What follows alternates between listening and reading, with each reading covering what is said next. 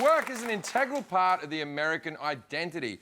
When you meet someone at a party, the first question is always, what do you do? I used to lie to people when I was younger because I didn't want people to know that I was an amateur comedian. So I'd tell them that I was a giraffe keeper at the zoo. Did you know that the giraffe tongue is so strong that it can actually tear the flesh off the human body? That's why there's no lesbian giraffes. Also, they don't make sensible pants for 4 legs. So why is America so focused on work? And does that focus on work work? Let's find out in our segment, America, you're doing it wrong. We're not doing songs? OK. The country's obsession with hard work dates back to these Bible-thumping, buckle-headed c***s who invented the Protestant work ethic. Why is it called a work ethic? Work isn't inherently ethical. You can be a very hard-working human trafficker, and no one's going to say, gotta hand it to Nicola, up at the crack of dawn, every morning stuffing young women into shipping containers. You think they're not going to get in, but he always makes them fit. He has good ethics. But hard work just for the sake of working hard is stupid. You know we're all dead at the end of this, right? And it's not like hard work is quality work. Compared to other highly industrialized nations, the United States has one of the longest average work weeks. According to several studies, increased work hours tend to have an adverse effect on productivity.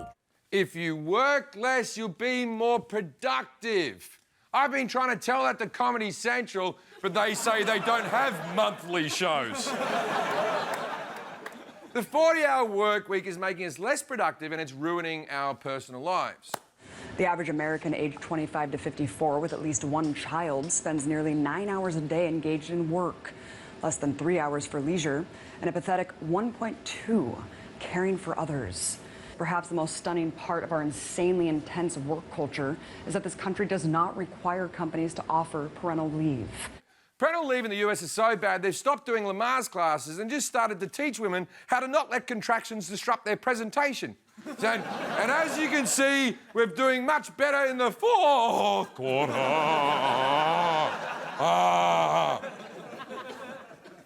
Obviously, that's a joke. In my experience, childbirth is easy.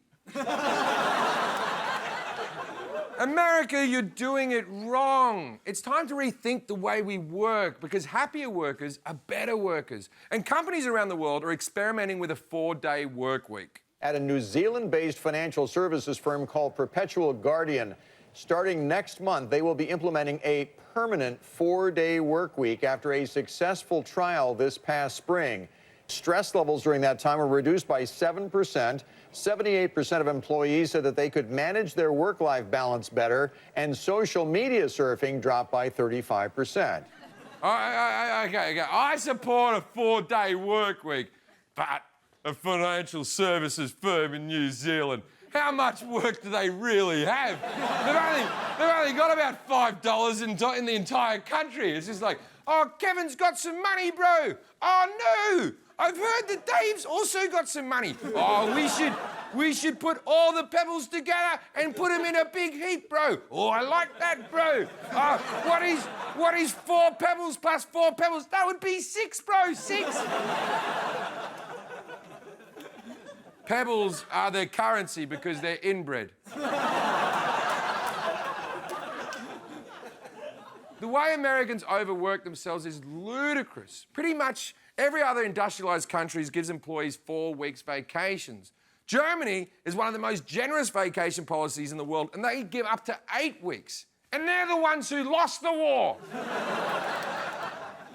Though I'm OK with that, to be honest. You know, we should encourage the Germans to stay relaxed. We've seen what happens when they get a little uptight. You might say they got a little bit too much done. I think America should implement a 4-day work week, but you won't because it goes against the American idea that if you're not killing yourself at work, you're doing something wrong. But I have an alternative suggestion. Just add an extra day to the end of the week. Then you can work your precious 40 hours and still get a 3-day weekend. There'd still be 365 days in the year, but since the weeks are longer, we'd need fewer months. Obviously we're going to keep October and December because they've got the best holidays. We'll just get rid of March. March. Nobody likes March. The only good day in March is St. Patrick's Day, but here's the best bit. When it's an 8-day week, we'll make one day every week St. Patrick's Day. So you'll always get it. Also, I'm getting rid of 6 a.m. to 8 a.m.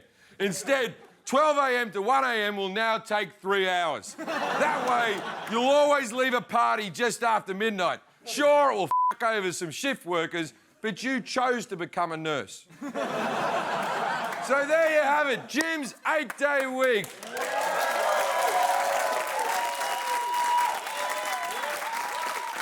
Now that Beatles song makes sense. Yellow Submarine.